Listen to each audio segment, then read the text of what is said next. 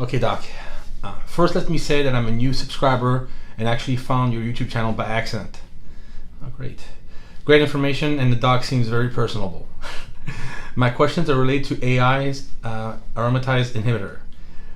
So number one, I recently read that both grapeseed extract and nettle taking individually are a natural form of AI. What are your thoughts on this? And question number two, are all AI by prescription only, and if so, why? Thanks in advance, and please keep up the great work. So the answer to the second one's easy. Yes, in this country anyway, AIs are by prescription only. Why? I couldn't tell you. But that opens up a whole other conversation. But yeah, the main ones that I'm aware of are anastrozole and letrozole. I think there might have been some others that came down the pike. Letrozole was actually the first one, but because they had some liver enzyme elevations that were apparent when they first started studying it, they went to anastrozole, and that's the current first line. They still have letrozole available. Goes by Famaro, I think, by brand in this country. But I have found in using them in practice that I would probably only use them henceforward for, and not that I'm an oncologist, but I would say, okay, that I wouldn't hold back on that for cancer treatment, where you have an estrogen sensitive cancer, because the side effects for day-to-day control of estrogen are too much. And it's not the liver enzyme elevation I'm talking about. It seems to just bury the estrogen. Even if by the numbers it's not burying the estrogen, it's like using a bazooka when a 22 will work just fine. Wow. I think there's other side effects that happen through use of letrozole that I don't see with other aromatase inhibitors, and the suicide inhibitors like exemestane you probably would throw in that same category. That is also by prescription, but those are the main ones, and that has nothing to do with the blocker, so I'm not even going to address that. But the grapeseed extract, that's a good question. Well, so is the nettle. I looked online for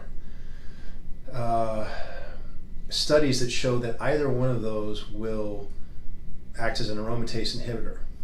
And in general, what I found was, in one case, there was one study that kept popping up in article after article. It was the same one.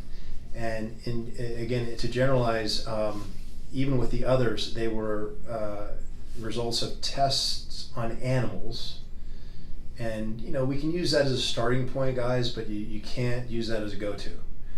We've had so many cases where, it worked great on rats and mice, but it didn't do anything in human, or the opposite, or did some damage or whatever. So that doesn't work.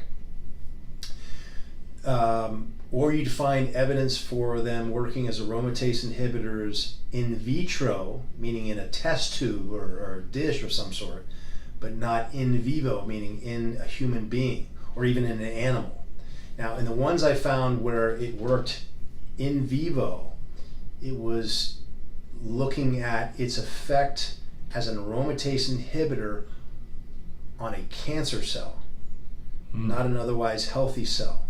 So I don't see any evidence to suggest that it might work. As a matter of fact, I think there was one study where they used grapeseed extract, and I want to say 400 milligrams all the way up to 1,200 milligrams in humans. I think it was a study of 39 people that actually lasted the study, and there was no effect. So I wouldn't use that as a go-to. Now, grapeseed extract is good for you. Nettle is good for you. Stinging nettle tends to reduce SHBG and therefore raise your free T, so that's a good thing. There's also some other good things that come with the use of nettle. I know I'm going outside the scope of the question. Grapeseed extract too. I mean, most of the guys that are I shouldn't say that, but a lot of our viewership are athletes, right?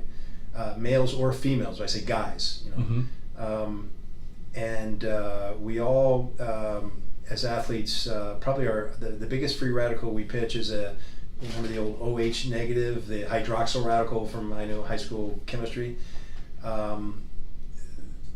So it's one of our, it's one of the free radicals we want to treat, and more than any of them as an athlete. And grapeseed extract happens to quench that free radical better than most other substances. Who knew? That's why a lot of compounded testosterones will come in a base of grapeseed extract. So it's also a little less viscous than your sesame oil or cottonseed oil, but hey, it serves another purpose as well.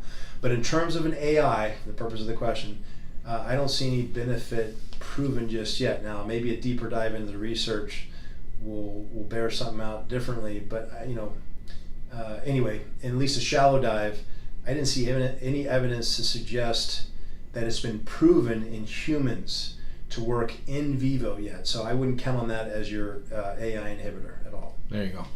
Thanks, Doc.